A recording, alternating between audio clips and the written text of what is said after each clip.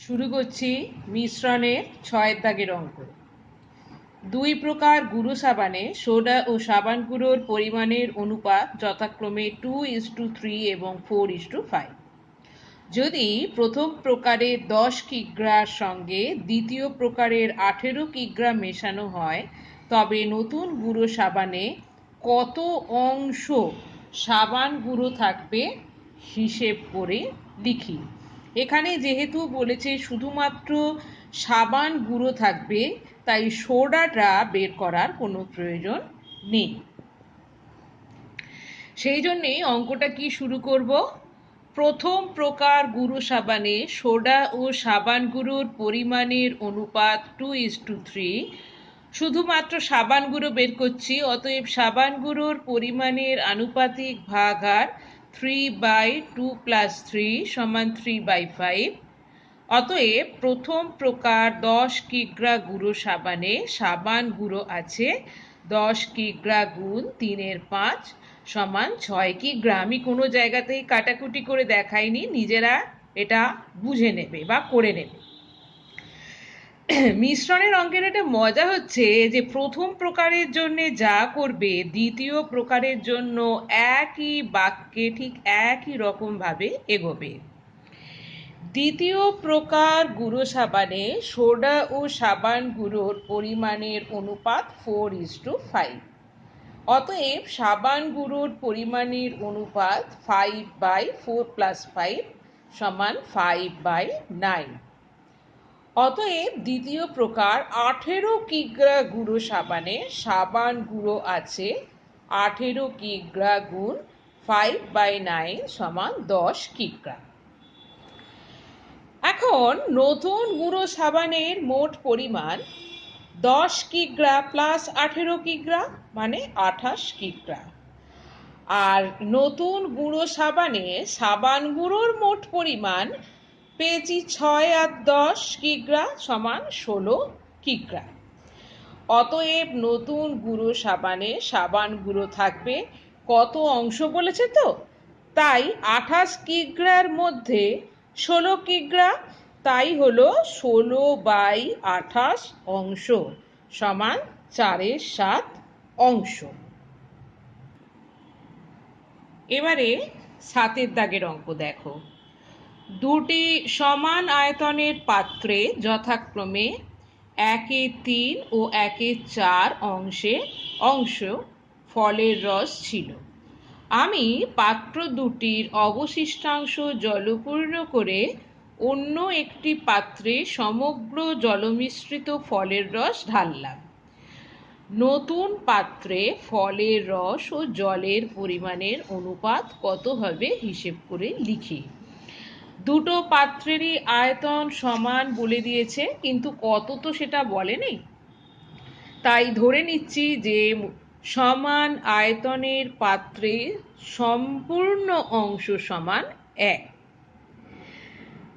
প্রথম পাত্রে ফলের রস ছিল 1/3 অংশ, অবশিষ্টাংশটা জল ঢেলেছি, তাহলে প্রথম পাত্রে জল ঢালা হলো 1 মাইনাস 1/3 অংশ, তাহলে ভগ্নাংশের বিয়োগ হলো 3 - 1, তলায় লসাগু অংশ 3 লিখেছি, পাশে অংশ 2/3 অংশ। দ্বিতীয় পাত্রে ফলের রস ছিল 1/4 অংশ। দ্বিতীয় পাত্রে জল ঢালা হলো একইভাবে 1 মাইনাস 1/4 অংশ সমান 4 - 1/4, এখানে অংশের এই কমাটা দেয়া আছে, সমান 3/4 অংশ। দেখে নাও। এবারে নতুন পাত্রে, অতএব নতুন পাত্রে ফলের রসের মোট পরিমাণ কি হলো 1/3 প্লাস 1/4 অংশ, ভগ্নাংশের যোগ করো, লসাগু হলো 12, ওপরে হলো 4 + 3 সমান 7/12 অংশ। নতুন পাত্রে জলের মোট পরিমাণ সমান 2/3 প্লাস 3/4 অংশ সমান লসাগু হলো 12, ওপরে হলো 8 প্লাস 9 অংশ সমান 17/12 অংশ। অতএব নতুন পাত্রে ফলের রস ও জলের পরিমাণের অনুপাত 7/12 = 17/12।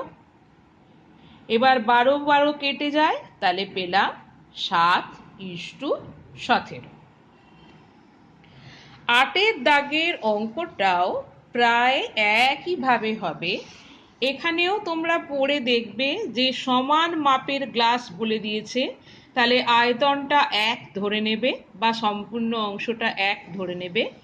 এখানে পরিমাণের অনুপাতগুলো বলে দিয়েছে, তাহলে আনুপাতিক ভাগহার বের করে এক আয়তনে কত অংশ আছে জল আর সিরাপ সেটা বার করবে, করে জলের সঙ্গে জলের ভাগগুলো যোগ করবে, সিরাপের সঙ্গে সিরাপের ভাগগুলো যোগ করবে, করে অনুপাত বার করবে। কিছুটা আমি বলে দিলাম, এই অঙ্কের সাথে ভাষা মিলিয়ে মিলিয়ে নিজেরা করার চেষ্টা করবে। যেখানে একই রকমের অঙ্ক বলে আমি কিন্তু করে দিলাম না। এসো 9 দাগের অঙ্কে। 9 দাগের অঙ্ক কিন্তু আমি যেভাবে করাচ্ছি সেভাবেই করবে, আদারওয়াইজ আমি নাম্বার দেব না। 2 প্রকার পিতলে তামা ও দস্তার পরিমাণের অনুপাত যথাক্রমে 8:3 এবং 15:7। এই 2 প্রকার পিতলে 2 প্রকার পিতল 5:2 অনুপাতে মেশালে যে নতুন প্রকারের পিতল পাওয়া যাবে তাতে তামা ও দস্তার পরিমাণের অনুপাত কি হবে হিসেব করে লিখি। এখানে দুটো জিনিস বলেছে, দেখো পিতল তৈরি হয় তামা আর দস্তা দিয়ে। একরকম পিতলে তামা আর দস্তার অনুপাত হচ্ছে 8:3, আর একরকম পিতলে তামা আর দস্তার অনুপাত হচ্ছে 15:7। এবার এই পিতলের কিছুটা আর এই পিতলের কিছুটা নিয়ে একটা নতুন পিতল মেশানো হচ্ছে, সেইটা মেশানো হচ্ছে এই 5:2 অনুপাতে। তাহলে এই নতুন পিতলে তামাও থাকবে দস্তাও থাকবে, সেটার অনুপাত কি হবে? সেই জন্যে অঙ্কটা এভাবে শুরু করা হয়। মনে করি 2 প্রকার পিতল 5:2 অনুপাতে মেশানো হলো। মনে করি 5x কিগ্রা প্রথম প্রকার পিতলের সাথে 2x কিগ্রা দ্বিতীয় প্রকার পিতল মেশানো হলো। সব থেকে ইম্পর্টেন্ট হচ্ছে এই লাইনটা, এটা যদি না থাকে অঙ্কে এরপর যা খুশি করো 0 পাবে। 5:2 অনুপাতে মেশানো হয়েছে বলেই এটাকে আলাদা করা হলো। আলাদা করার নিয়ম কি? এর সাথে আর এর সাথে এক্স দিয়ে গুণ করো এবং তার সাথে অবশ্যই একটা একক থাকবে। যেমন এখানে আমি কিগ্রা লিখেছি, কারণ পিতল কঠিন পদার্থ, তাই লেখা হলো মনে করি 5x কিগ্রা প্রথম প্রকার পিতলের সাথে 2x কিগ্রা দ্বিতীয় প্রকার পিতল মেশানো হলো। এবার আগের করা অঙ্কের মতো করো। প্রথম প্রকার পিতলে তামা ও দস্তার পরিমাণের অনুপাত 8:3, তামার পরিমাণের আনুপাতিক ভাগহার 8/8 + 3 = 8/11, দস্তার পরিমাণের আনুপাতিক ভাগহার 3/8 + 3 = 3/11। তাহলে 5x কিগ্রা প্রথম প্রকার পিতলে তামা আছে। 1 দাগের অঙ্ক এরম করেই করে এসেছিলে মনে করো। 5x কিগ্রা গুণ 8/11 সমান ক্যালকুলেশন করো 40x/11 কিগ্রা। আর দস্তা আছে 5x কিগ্রা গুণ 3/11 সমান 15x/11 কিগ্রা। একই রকম ভাবে দ্বিতীয় প্রকার পিতলে তামা ও দস্তার পরিমাণের অনুপাত 15:7। তামার পরিমাণের আনুপাতিক ভাগহার 15/15 + 7, তার মানে 15/22। দস্তার পরিমাণের আনুপাতিক ভাগহার 7/15 + 7, তার মানে 7/22। 2x কিগ্রা দ্বিতীয় প্রকার পিতলে তামা আছে 2x কিগ্রা গুণ 15/22 সমান 15x/11 কিগ্রা। এই 2 আর 22 কাটাকুটি হয়ে এই 11 হয়েছে। দস্তা আছে 2x কিগ্রা গুণ 7/22 সমান 7x/11 কিগ্রা। এবার এই পেতলগুলোকে মেশানো হয়েছে মিশ্রিত পিতলে। মোট তামার পরিমাণ আগে পেয়েছিলাম প্রথম প্রকারে 40x/11, দ্বিতীয় প্রকারের পেলাম 15x/11 কিগ্রা সমান লসাগু হলো 11, তাই এরা যোগ হয়ে গেল 55x/11 কিগ্রা। এখানে কাটাকুটি করে লিখে নিতে পারো সমান 5x কিগ্রা। মোট দস্তার পরিমাণ 15x/11 প্লাস 7x/11 কিগ্রা সমান 22x/11 কিগ্রা। এটাও লিখতে পারো 2x কিগ্রা, যদিও আমি আগে সেটা লিখে রাখিনি, আমি পুরোটা ধরেই অঙ্কটা করেছি। অতএব মিশ্রিত পিতলে তামা ও দস্তার পরিমাণের অনুপাত, আমি এইগুলো আগে লিখেছিলাম 55x/11 = 22x/11 সমান 5:2। তোমরা যদি এইটা লিখতে যে 5x/2x তাহলেও দেখো 5:2 দিতে। তাও আমি এটা বলে দিচ্ছি, 11 কেটে যায়, 55কেও 11 দিয়ে কাটলে এটা 5 আর এটা হয় 2, তাহলে 5:2। এরপরে এসো 10-এর দাগের অঙ্কে। দু প্রকার স্টেনলেস স্টিলে ক্রোমিয়াম ও স্টিলের পরিমাণের অনুপাত যথাক্রমে 2:11 এবং 5:21। এই দুই প্রকার স্টেনলেস স্টিল কি অনুপাতে মেশালে নতুন স্টেনলেস স্টিলে ক্রোমিয়াম ও স্টিলের অনুপাত 7:32 হবে, হিসেব করে লিখি। এখানে একটা কথা মনে রাখো, সেটা হচ্ছে এখানে প্রশ্ন করেছে দু প্রকার স্টেনলেস স্টিল কি অনুপাতে মেশালে।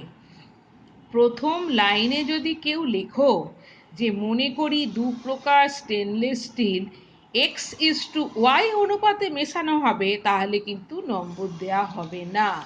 কি লিখতে হবে?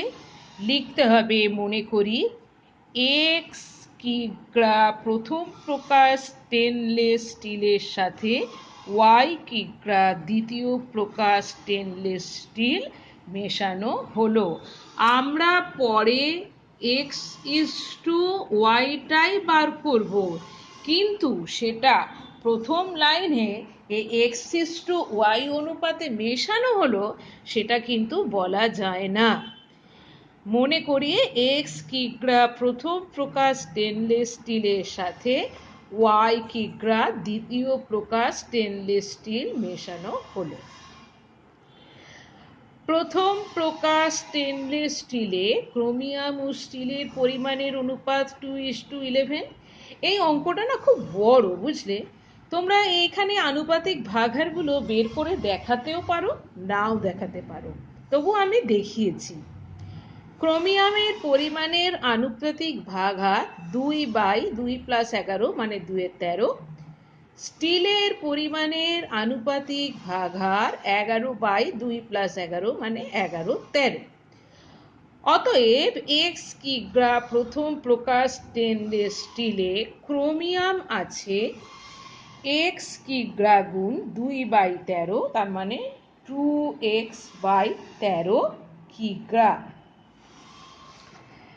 স্টিল আছে এক্স কিগ্রা গুণ 11/13, মানে 11x/13 কিগ্রা। দ্বিতীয় প্রকার স্টেনলেস স্টিলে ক্রোমিয়াম ও স্টিলের পরিমাণের অনুপাত 5:21। ক্রোমিয়ামের পরিমাণের আনুপাতিক ভাগহার 5/5 + 21 সমান 5/26। স্টিলের পরিমাণের আনুপাতিক ভাগহার 21/5 + 21 সমান 21/26। এবার ওয়াই কিগ্রা দ্বিতীয় প্রকার স্টেনলেস স্টিলে ক্রোমিয়াম আছে ওয়াই কিগ্রা গুণ 5/26, তার মানে 5y/26 কিগ্রা। স্টিল আছে ওয়াই কিগ্রা সমান 21/26 সমান 21/26 কিগ্রা, 21y/26 কিগ্রা। অতএব নতুন স্টেনলেস স্টিলে মোট ক্রোমিয়াম আছে, এখানের ক্রোমিয়ামটা এই পাতার আর এইখানের ক্রোমিয়ামটা 2x/13 প্লাস 5y/26 কিগ্রা, আর তলায় স্টিল আছে 11x/13 প্লাস 21y/26 কিগ্রা। এটাই বলে দিয়েছে যে 7:32।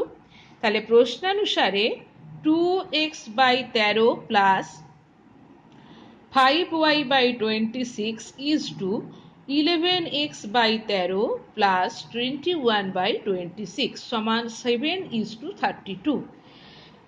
এবার এটাকে লসাগু করে ভগ্নাংশের যোগ করছি। 26 হলো লসাগু, ওপরে হলো 4x প্লাস 5y, এটাও তাই হলো 26 লসাগু, ওপরে হলো 22x প্লাস 21y, এদিকেও যেমন 7:32 রইল।